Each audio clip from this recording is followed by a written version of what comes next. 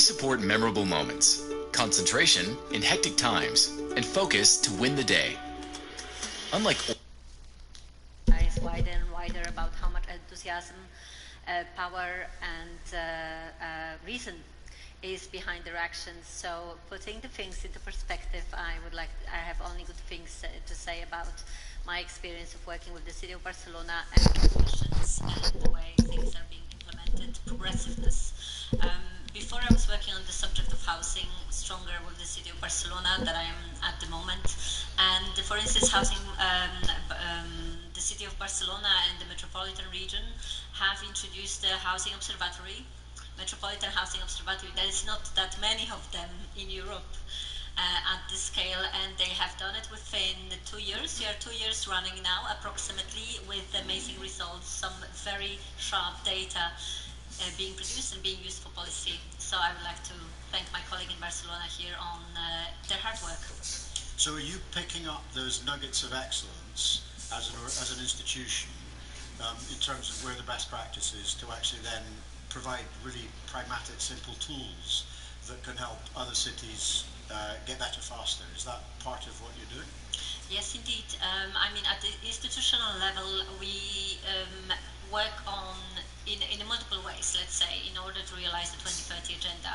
We work on the global way within the UNEC region, so we're trying to see what are the challenges in the region, what are the opportunities in the region, how globally it fits into what's happening, the dynamics in the region fit into the global image. So that's the one way, let's say the more global way, the more, let's say, even bureaucratic administrative way, you have to be able to see what's happening in the region. But more importantly, we're working with the governments.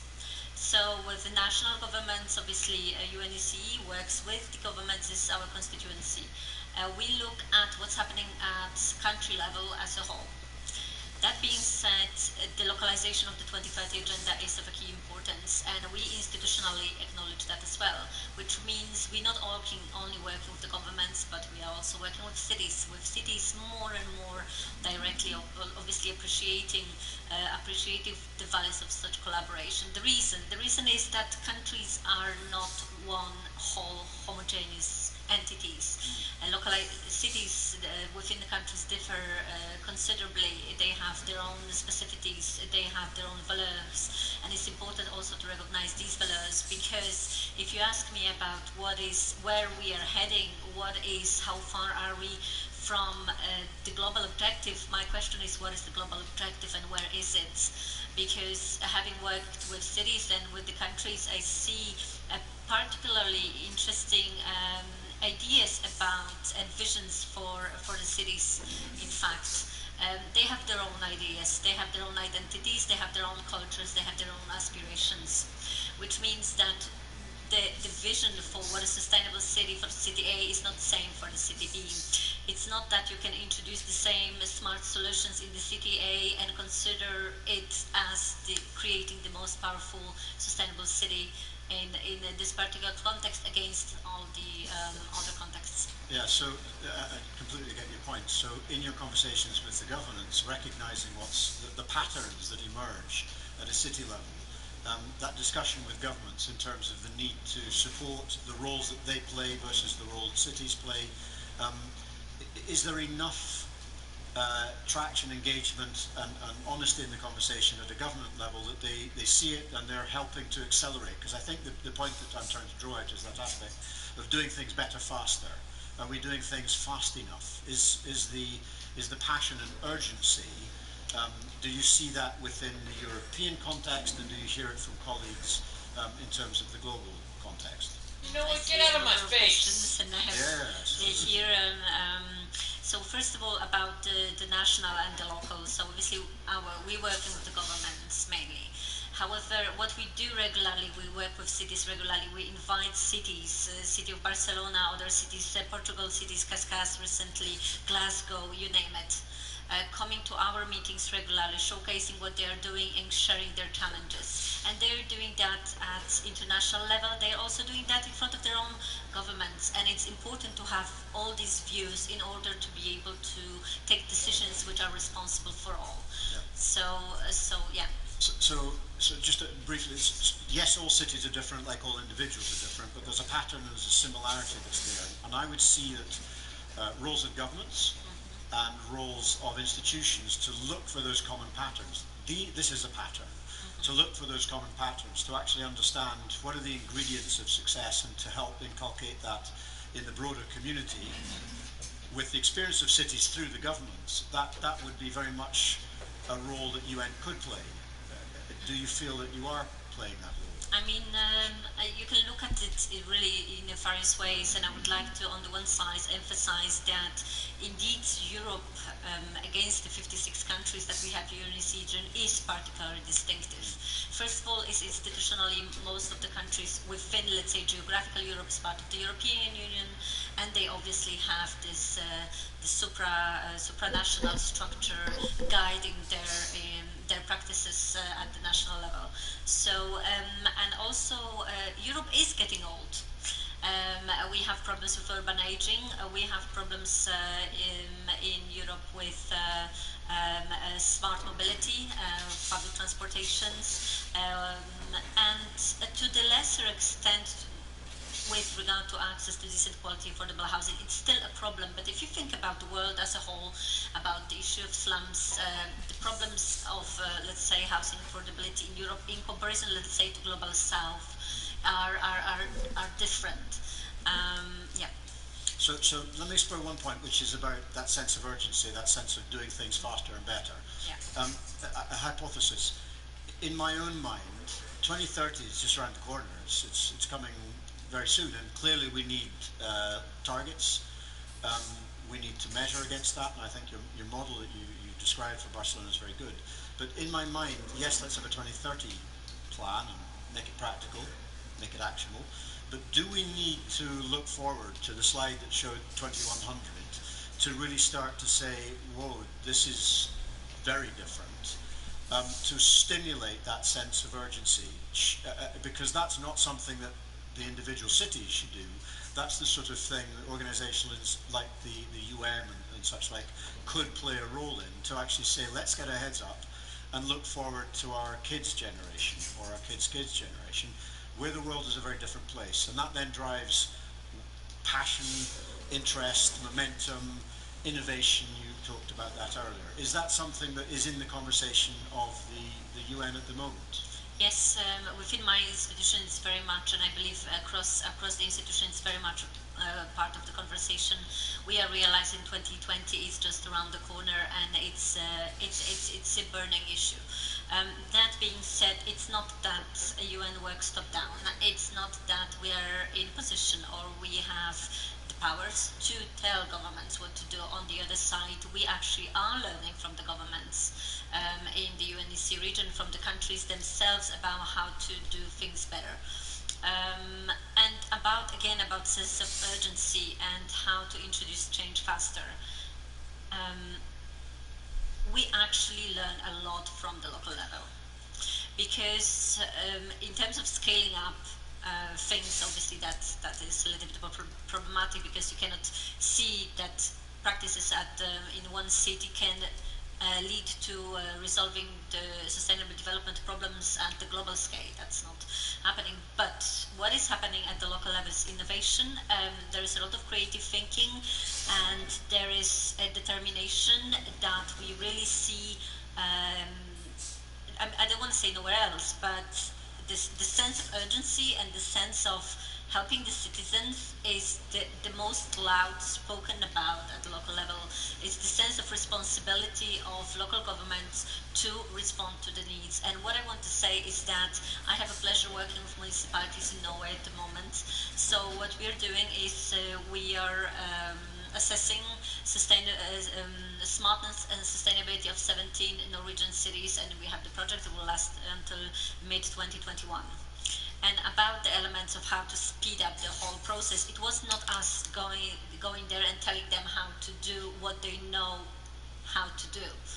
They know best what to do. It's us about being there as an advisor, observing, evaluating, helping them to learn faster, but also us learning from them. Yeah. But what I meant to say is that I observe that the cities in Norway have the power, have the knowledge, and have the experience to scale up what they're doing. They're really seeing themselves as a part of the solutions. That's first thing. Second, they think themselves as a part of the system.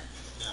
Let me take that down a level, if I may, from your role looking at the cities to the question about people, and more importantly, the question about young people, and also to a certain extent touching on a little bit of the data discussion in terms of the sensitivity, but the involvement of, because you can't get involved with people without actually understanding what their views, and you can't speak to them all. Are we doing enough in terms of involving the youth? Are we doing enough in terms of really getting down underneath?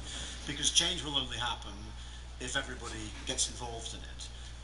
From an institutional, very briefly, because I want to just offer the opportunity for any final questions from people. Very briefly, are we doing enough within the city, in Barcelona, specifically, with all the stuff that's going on, at an institutional level, to really do that in an intelligent, informed, pragmatic way? Well, I would say that there's a very good job already done in Barcelona, that it started with the 21st agenda to really have a contact, a direct contact with schools and NGOs and companies. Starting that's something that started some years ago, that basically put the 21st agenda in their mind and explain it. From here, they're moving up to the 2030 agenda. So that means that we have right now like over 300 schools we're working with, and it is a very good example of what we really need for the future. Yeah, and I know that the Norwegians, or not the Norwegian, Nordic countries are also very good at that as well in terms of building that body underneath. Finally, just in terms of, I want to make sure that you've heard some interesting stuff. We've covered some of the questions that you had, but are there any other key issues or key questions that anybody would like to raise briefly before we kind of pull the thing together? There's a lady over there, so. Hi, my name is Bronwyn. I'm from Australia and have been a former elected representative. And the only time my phone ever called from the people in my constituency was when they wanted to complain about their roads having too many potholes, or, you know, that every day the trash hasn't been collected. And I wonder how we manage this tension between government providing some sort of noble leadership to say that these are really important issues that we need to be paying attention to, and then there's, you know, the discussion a lot that also we're having out on the floor, that it's a distributed, democratized, decentralized, you know, very participative model that we're moving to, where citizens always should be driving the agenda. And if these are not on the radar for the citizens, then how do we manage that tension?